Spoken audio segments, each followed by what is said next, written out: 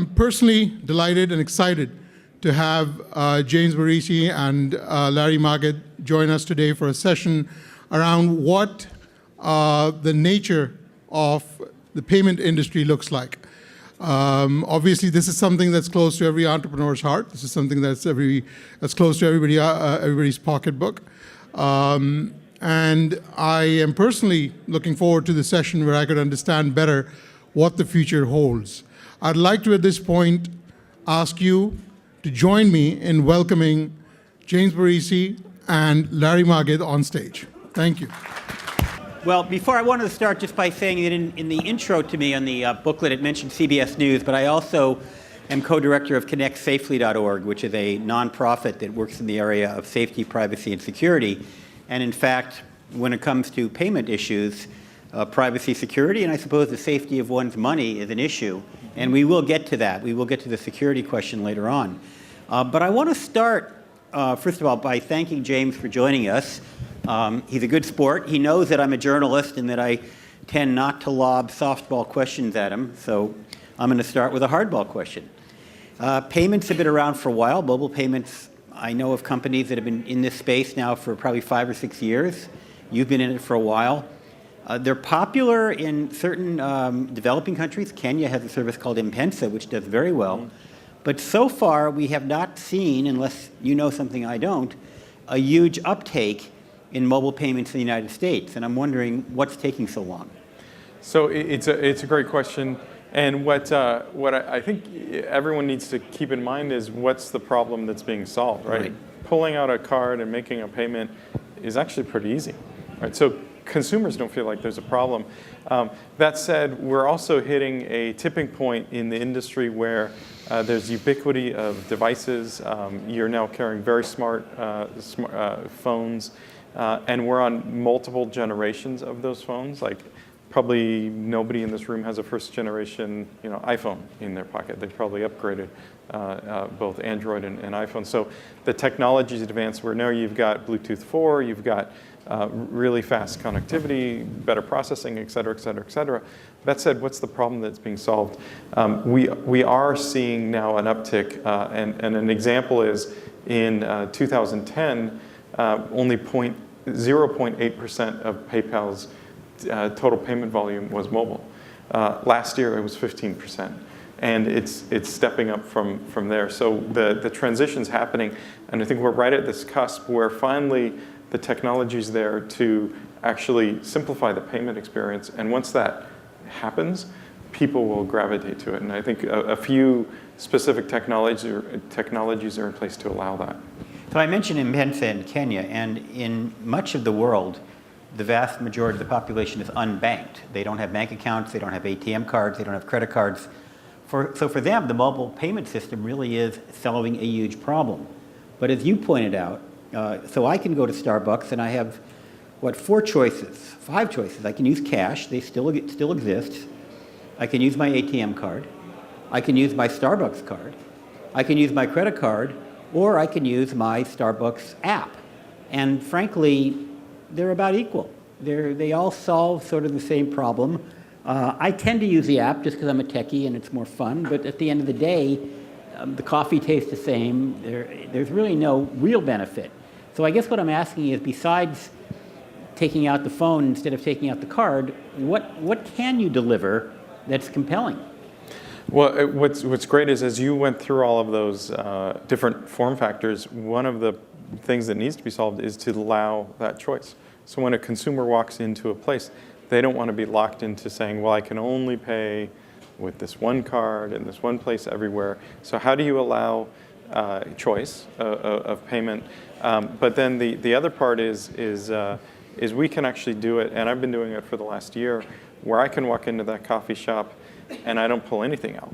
Yeah. So my phone has connectivity with what we call a PayPal beacon. It communicates securely. The first time I come in there, I actually check in and I say, hey, every time I'm here, open my wallet and put this card on file, so to speak, at the register. And then when I walk in again, my phone vibrates. I know I've opened a tab. I walk up to the cashier, paying with PayPal, and I place my order, and I walk out, and my phone vibrates again. I didn't have to do anything. How do you know that you were charged the appropriate amount? So depending on the use case, on one hand, if it's something like coffee, you know you're going to pay 20, 30, max if you're paying for a group, but it's a pretty small amount. Or in other scenarios, we'll enable you to actually be part of the authorization loop. So you could say, do you approve this, and click yes. So it's up to the consumer. We're going to put choice in the consumer's hand. And then what about the fact that because you've got essentially a computer in your pocket or your hand, you've got an enormous amount of data, enormous amount of ability. You can do far more with a phone than you could possibly do with a card. Plus, you could get a lot more information on a phone. Are we seeing applications where there's some rich data that's really enabling, sort of enhancing the customer experience or the merchant experience? Yeah, I think the greatest applications take that rich data, but keep it very simple for the consumer. From a payment standpoint, the great richness allows us to actually have much higher levels of safety and assurance. Using your phone to make a payment is much more secure than just using a card. And so that's one aspect. But the key is with these small form factors is not to overwhelm the user, but to keep it very, very simple from a UI standpoint, and use that richness for better context-aware experiences. Now, why would a phone be more secure than a card? Explain that. Well, we know location. There's form factors that we can put. We can have the user authenticate that particular device and have it be a very high secure device. So we've got a signature on that device. It's not logged in on any other device. We know patterns, and so the combination of network information, cellular network information, geolocation information, and that user's credentials gives you much richer information. So if someone were to grab my phone right now and rush to the nearest Starbucks, they could get a latte on me. And that would not be the end of the world, right? I mean, either I or Starbucks could probably survive the cost of a fraudulent latte. Mm-hmm. But if they were to buy a car, I would really notice that. And so do you have different levels of authentication depending upon the size of the purchase? Yes, we do. And we have, the great thing that we've had years on the open internet where we allow somebody to just come in with very little information and open an account and start making payments. And that means that we've had to invest in very sophisticated algorithms and heuristics so that we would be able to detect a very anomalous pattern. Just like most of you have probably experienced with your credit cards, it's very similar to be able to identify things. And then the great part is we can also, we have a lot of controls around actually stopping the funds or holding them. And as I mentioned to you earlier, I was in Istanbul last week, and a colleague of mine, a Turkish colleague of mine, loaned me, I think it was 100 lira because I didn't have enough money to get to the airport. And I wanted to pay him back and right away, and he kept saying, no, don't worry about it. It was $50. And then it occurred to me he and I both had access to an online payment system, mobile payment system, so I essentially, through email, used a service very similar to the PayPal service, where I sent him an email and he got the cash in American money, and he was taken care of, I was taken care of. To be honest with you, I think that's the second time I've ever used that. I used it one other time to settle a dinner bill I was splitting with a friend. Is this person-to-person transaction, I know there's a lot of person-to-merchant, but is the person-to-person side of things, is that a kind of a niche market or an occasional market, or where do you see that going? Yeah, it's a utility, so it's one part of our offering, so we allow people to do person-to-person payments. It's not a huge monetary value for anybody, because when you're doing that, you're not really going to be willing to pay a whole lot. But for us, and we don't charge for it either, for just direct balance to balance or bank payments. So for us, it's just providing more value to you. Where we step it up is there's another level, but you don't get a lot of assurances or protection. So the other thing we do is we do what we call consumer protection. So when you're buying on some random site, you want to buy something, you don't necessarily know are you going to get what you ordered or not. So we put what we call buyer protection, and we'll reimburse the money.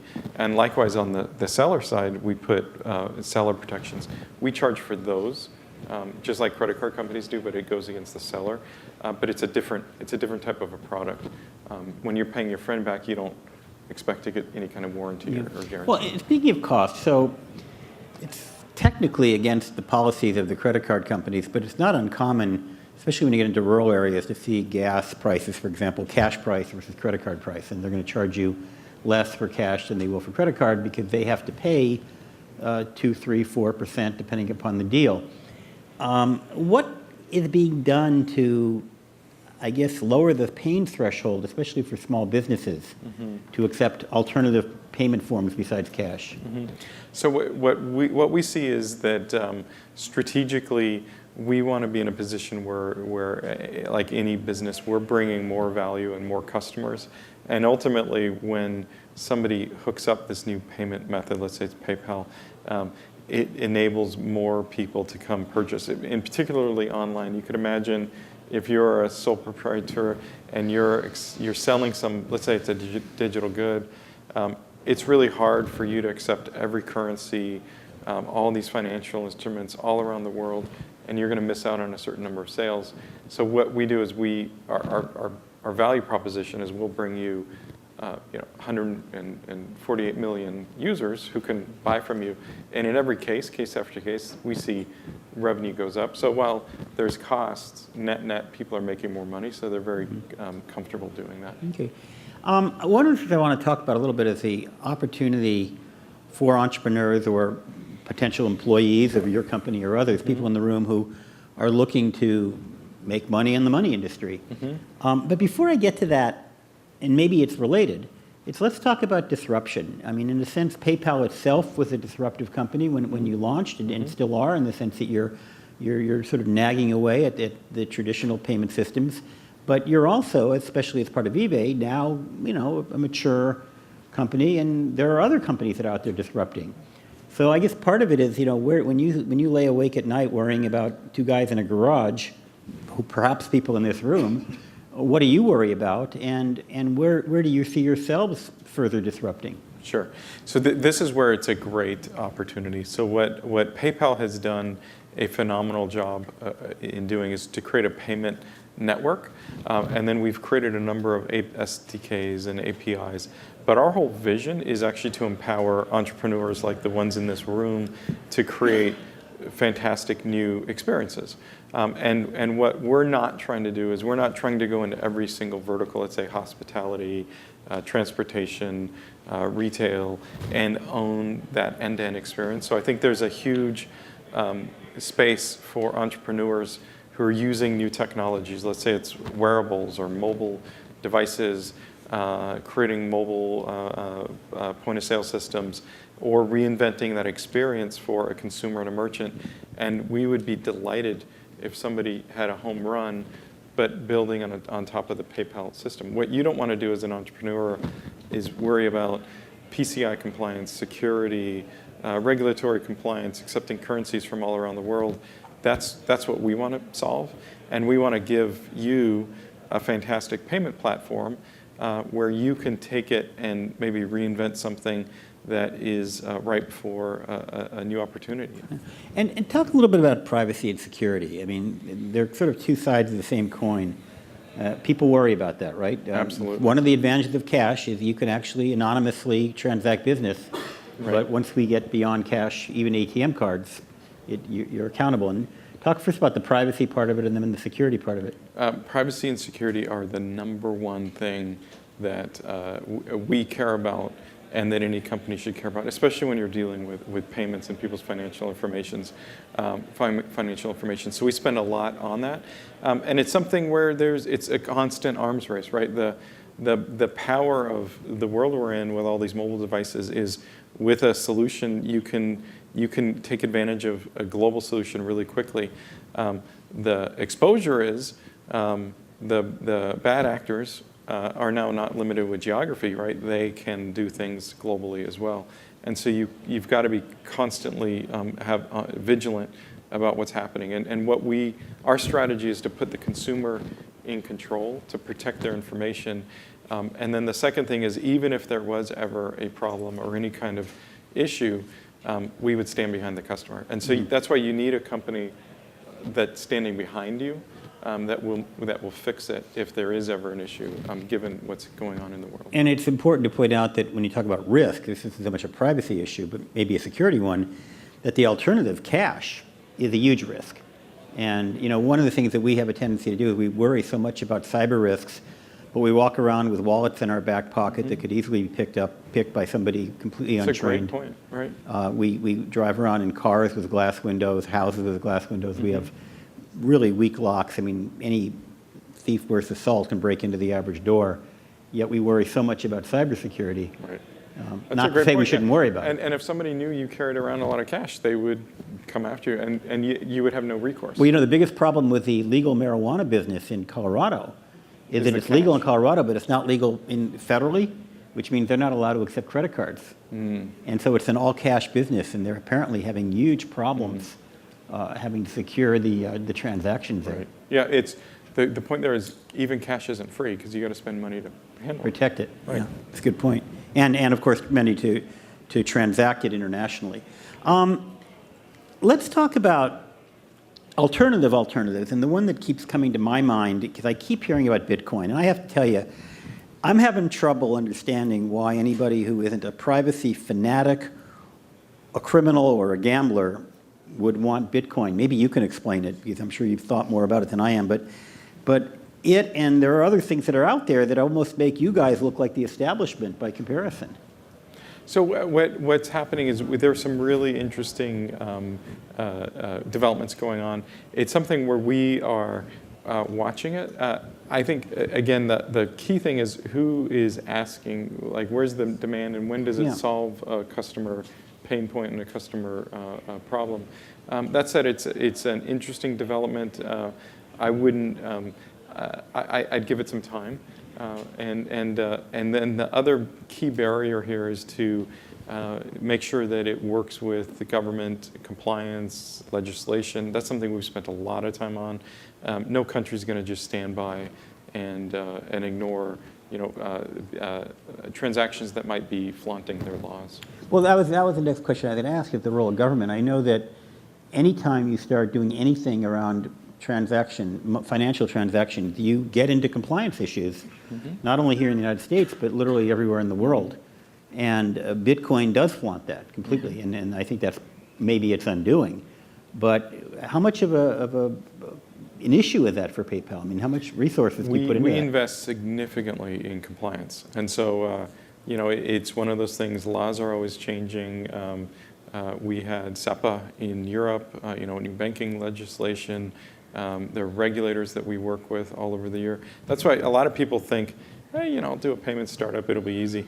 You have no idea, right? I mean, how much you need to spend time with regulations and compliance, and there are all kinds of laws. It's a heavily regulated industry. Every country has their own form of anti-money laundering. Every country pretty much has anti-terrorist financing, and et cetera, et cetera, and et cetera. And you've got to comply with that, or they'll just shut you down. So it's a big part. I consider one of PayPal's strategic barriers. Right? We've built this up for years, and we work with governments. Yeah, I know a person who started a small company in the mobile payments area. And she was constantly challenged by the enormity of dealing with the compliance issue and the banking issues and having to interface with the banks, and wound up leaving the industry because it was extremely challenging for her. Yeah. I want to get back to the issue of what it takes to make this ready for prime time. And we talked about this before, the fact, okay, so 15% of PayPal's payments are mobile, that's great. But still, the vast majority of people, as you pointed out, are happy enough with their ATM cards and their credit cards. And maybe you could just blue sky a little bit, whether it's new technologies or new UIs or new functions, some of the things that you can see down the road that'll make it so we're going to just prefer using our mobile payment system. Sure. So imagine that you lay out you have all this stuff in your wallet, your credit cards, your membership cards. You probably have a stack of membership cards at home that you don't, maybe you carry around a few of them. Other information, and you can digitally upload it securely, so it's just you're in control. And suddenly you can access that through all of the areas that you need to in your life. So online, you're shopping on the web, and you want to make a purchase, and you can pick how you want to pay. But again, you keep that information secure. You don't have to share it with a third party. A mobile device. You're buying something on your mobile app, and instead of having to pull out your wallet and key your information out, maybe you just do your thumbprint, and you scan it, and your payment is authorized, or you buy that app. Or you're walking into a store facility, and you don't have to do anything. Right? You can just check in, or it buzzes, and it works across every device that you choose, every operating system that you choose. It's your wallet. You're not going to want to have different wallets in every environment. So I think the opportunity, what we call it, is omni-channel, right? That you can pay easily, securely, conveniently through every single channel, and you could literally actually not carry a wallet anymore, because everywhere you go, it works. And maybe you just strap your phone and carry your wallet around with you. There are lots of studies that show if somebody leaves home with their wallet, or they leave home without their wallet, or they leave home without their phone, they're much more likely to go back to get their phone than their wallet. Yeah. It's funny, because there's a yogurt shop that I like to go to that wants me to grab one of their cards that they punch every time I buy yogurt, and every 6 or 8 yogurts I get a free one. And as compelling as that is, I weigh it against the extra bulk in my wallet, Right. and have decided to right. forego it. Yeah. And if they could make that so that I didn't have to carry a card, like Starbucks does. Exactly. There's why do you have to have a card for everything you do? That's where it gets particularly annoying. And so for the entrepreneurs here, what PayPal wants to do, and we have the SDKs for, is to allow anyone to create that Starbucks experience for any kind of purchase, and with membership and loyalty and stored value in the wallet. You mentioned briefly fingerprints, and PayPal actually is very much on the cutting edge, I believe, on the Samsung Galaxy S5. Yep. I don't know if you have this on the iPhone or not, but certainly on the Galaxy S5. Apple has not opened up the iPhone. That's right, they don't have an ID. Yeah. For the Samsung, we do. We're the only company that does payments with a fingerprint. And of course, there was that famous hack that somebody did, which, as far as I can tell, is not exactly very easy to do, but they did a fingerprint mold or something like that. But by and large, I mean, as security systems go, you understand that none of them are perfect. How good is fingerprints versus all the other options? Remember, even to do that, they would have to have your thumbprint, and they'd have to have your device. So, they could steal your credit card probably more easily than they go through all of that. So and they actually use the same. I think it was a gummy bear, or they call it the gummy bear hack. They use the same one on the iPhone, and really haven't seen a proliferation of issues. And it's still better than a passcode. Like, I could sit and look over your shoulder, or I could steal your thumbprint. It's still a better mechanism. Or you could guess my PIN based if you knew my birthday. You'd probably guess my. Well, that way, What it was is your not my birthday birthday. Although it's funny. It's funny you say that. Just the other day, my wife came across my faculty ID card from Boston University in 1981, and I didn't realize this, but my staff ID number, which was printed right on the card, was my Social Security number. Oh, jeez. So that anybody who saw that card, That's right. I actually put it on Facebook. Of course, I cropped out the Social Security number, but just amazed how free we used to be with that. Right. But in general, I mean, biometrics, I mean, what are we going to do? Because passwords are broken. Everybody acknowledges, right? Passwords are a pain in the neck for consumers and unreliable. Nobody likes them, yet nobody has really figured out a way to replace them across the board yet. The key is, and this is an opportunity, is to make it more convenient and easy and reliable. And I think with biometrics, fingerprint, wearables, things that I've seen that you could use, heart rate, you could use all kinds of form factors to actually make the password go away. And now's the time for it, because everyone is recognizing you can't memorize all these millions of different passwords, and yet keeping one password exposes you to all kinds of fraud. So I think we're right on the cusp of the technology is now getting there, and people could actually see the end of the password soon. So my biggest fear about this interview is that all of my questions are on my smartphone, and I'm sort of morbidly afraid the battery is going to die, in which case this interview comes to a rapid conclusion. But it really is a problem. I mean, we're talking about mobile payments. We're using it for GPS, for example. I would love to use a Map My Ride app when I ride my bike, but the last thing I want to do is have my battery die because I've got the GPS running, and then God forbid I take a spill and I need to call 911. I've got a dead battery. I know that PayPal is not in the battery business, but you must think about the fact that there are things beyond your control that are limiting our use of this technology. Yes, so we're trying different things, and so I would say that with the beacon or a wearable device or perhaps some form factor, it's not something we're focusing on right now. If you look at our core business, we're very focused on getting these use cases going. That said, we have some innovation and a lab where we're trying all kinds of different experiments.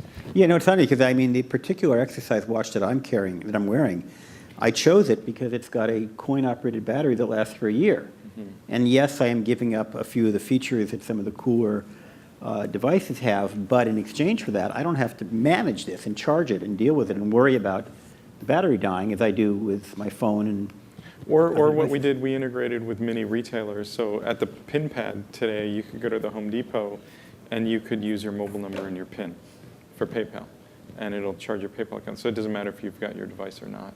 And so there are ways like that of how can you extend your credentials perhaps to a point of sale so that you're not just relying on one device. So I want to open it up for comments and questions. Hold that thought, but before I do, I want to give you a chance to sort of wrap it up, and anything I missed that I should have asked you. Sure, thanks. I just want to, I think we hit on the themes that it's a fantastic time in the industry. We're seeing an acceleration of the pace of innovation at every layer in technology, at the infrastructure layers, at the services and APIs. But most importantly, I think consumers are leading the charge in their willingness to adopt new technologies to simplify their lives. And it's a fantastic time to be an entrepreneur or to be innovating. And in fact, all of us need to be innovating so we don't wind up into the Honeywell Google situation. So it's up, you've got to disrupt yourself and help your company move to take advantage of this new world. So the one ground rule in questions, the organizers wanted me to make people write these down on cards. And I said, no, I trust my audience, which means I trust you not to make a 15-minute speech, but I am happy to entertain brief comments and questions. Gentleman back there had his hand up. Thank you. Thank you for coming. My question is regarding the omni-channel wearable payment system that was briefly discussed. And I was wondering if there's a particular demographic or region that's accelerating or leading the way for the development of these systems? I would say that we're doing a lot in the U.S. Australia is actually in a very interesting position right now in their adoption and willingness to adopt new technology at scale for omni-channel specifically. But we're seeing a ton of. Could you describe what omni-channel is? So omni-channel is there's the web. You go through your traditional web channel. You might be buying on your mobile device, either through a mobile browser or mobile app, or physically in store, and being able to use the same digital wallet in all of those channels. So we call that omni-channel. And many retailers are now waking up to needing to have a better omni-channel experience as well. Their consumers have the same kind of membership and loyalty and recognition and personalization as they interact with that consumer through all those channels. So we have an omni-channel solution and strategy. But the key is to make it fantastic and easy. If you download the PayPal app today and you look at what we're doing, you could scroll. There are actually a bunch of merchants in this area where you could physically check in. And so we're doing it with partnerships. We're integrating with like NCR and other point of sale systems. So I'd say the world, it's happening right now. Like the chess pieces are being put in place. We just need to hit that tipping point of enough ubiquity of everyday spend that suddenly I think you'll see a massive uptake in adoption. Thank you. I think there's a question right around here. I'm going to let go ahead and pick I'll put you in charge here. Pick somebody. Thank you. There you go. Thank you. My question is pretty different.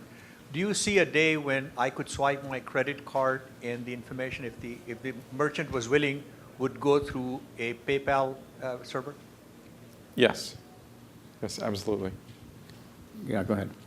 So why has not any major country has made Bitcoin unlawful? I mean, this is full of abuse, possibility of abuse, and like the Federal Reserve and all of the national banks should be worried about this thing. Why isn't or very few countries have made it illegal? You know, I have a theory, and you touched on it. So one of the interesting things with Bitcoin is the whole ledger system is actually very public. So this is me speculating. I think to some degree, while all kinds of things are going on that maybe they don't agree with, on the flip side is it's very observable. And they're starting to put in policies and rules on how they think about it, and they're able to watch it. Remember, on a grand scale, it's still relatively small, so it's premature to stop anything. And I think they're in observe mode right now. Yes. Okay, go ahead. My name is Chaudhry. I'm an entrepreneur. We're developing a new solution for consumers and enterprises. What's your advice, to entrepreneurs over here to how when they just want to scale their product and also build partnerships? So the main advice I would have for any entrepreneur is be laser focused on solving a clear customer problem and interact with your customer and prototype quickly and pivot quickly. Many people get locked up where they have a great idea and they spend a lot of time building it, and no one comes. So and be willing to pivot, throw your idea away, or reshape it and reform it, but just be relentless on solving a real problem and not get wed to a particular solution. The follow-up on that, Facebook used to have the slogan, move fast and break things. And they actually retired that slogan, maybe because they're now a big public company. But how do you, even at PayPal, sort of the tension between moving fast and making mistakes versus going so slow that even though you're meticulous, the market could move past you by the time you deliver? How do you resolve that issue? What we try to do is we're actually going back to our roots and being very disruptive and innovative. The way I think you get a lot of benefit is that if you do have a mistake, you're able to fix it really quickly. So if you're in software, you want to be able to have fantastic testing tools, really modern environments, the ability to monitor, detect, and re-roll really, really quickly, and then have a bunch of great practices. I'm a huge believer in the power of platforms, and so invest in your technology, because as soon as you start scaling, you're going to have all kinds of issues. So the more robust and the more you can invest in testing layers and availability and the right architecture, it will give you that ability to experiment more, because you'll have the confidence in your systems and changing them. I think we have time for a couple more questions. Who's got the mic? Yeah, go ahead. Yeah. Hi. So this is Organization for Pakistani Entrepreneurs. We're pretty good at finding bugs. We had a morning presentation where we were finding bugs in the White House. And there's another friend of mine who found a bug in PayPal, and he rewarded him for $5,000. Thank you for that. His question was, when can actually PayPal work in Pakistan? If you can tell us why it doesn't work, maybe if you can find the bug and help you solve it. So remember earlier we were talking about how PayPal works with all kinds of regulators, and we participate in the legal system. And so there are certain things that we can do quickly, certain things that we can't. I personally want to see us be everywhere and be able to be doing global payments at scale, so anyone can pay anyone any way. That said, it takes time and effort and investment, and there are a number of countries that we want to go to that just, it's classic business, like it's something we keep on working on. So it's something that we're constantly looking at. We're constantly evaluating what countries we can go into, and I'll never say never on anything, but there's also not a definite date. Okay. Why don't we go on to the next question? Hi. We have a startup that deals with social media marketing, and I was wondering, what do you think the future is of social media and payments? A couple things. One, I think many people don't want the two to mix together, and that's an opportunity that we again, we're a platform. We would love to be able to power or enable social payments, and we're doing that. In fact, with our purchase of Braintree and Venmo, we're seeing a lot of success in people that are very open to social. And then in other areas, we've got an API and an approach where we could power social payments. But the solution, the great thing here is that people trust PayPal with their financial information. Right. They don't necessarily want to put that into a social network. And by keeping them separate, we think we can actually make it very doable. Well, it's interesting because Amazon and Twitter just did this little alliance where you can now purchase something through tweeting. And that was another example of, my gosh, what pain are they solving? What problem are they solving? And it just struck me as kind of a gimmick. But if I could actually exchange money with my friends through Twitter, maybe that would be an interesting idea. But I mean, and so again, you get back to the question of what problem are you solving? Just because the technology makes it possible doesn't mean it's desirable. Right. I guess we have time for one more question. Yeah, go ahead. Quick question. My name is Irfan Verk, entrepreneur. I had built the third largest IT company in Pakistan. I just moved back to the US recently. I was reading an article on where Elon Musk made a criticism of PayPal, and I wanted your thoughts on that criticism. He said basically after he sold the company, the product roadmap is no different 7 or 8 or 9 years from where it was that they had left off, and that he was criticizing it because he felt there were other areas that they could have or should have gone into that they didn't. But he didn't specify what those other areas were except for a hint at. One of them was that by now PayPal could have been the largest internet-only bank in the country, perhaps in the world. But according to him, they didn't go to that way. First of all, I'm sorry if you already covered that because I missed part of your presentation. But I wanted your thoughts on his comments and your thoughts on, is there a larger market that PayPal could have or should have gone further into that they did not? Great question. And what I'll say is that PayPal is a phenomenal startup, disrupted a major industry, reinvented a whole new way of paying. And we did, for a number of years, actually get very conservative. As a company scaling, you know how it is. It starts growing and growing, and we had hired a number of people from the traditional financial industry and stopped innovating. Over the last couple of years, we have put in and unlocked a lot of innovation. So there were a number of people in the company that were very eager to go be much more aggressive.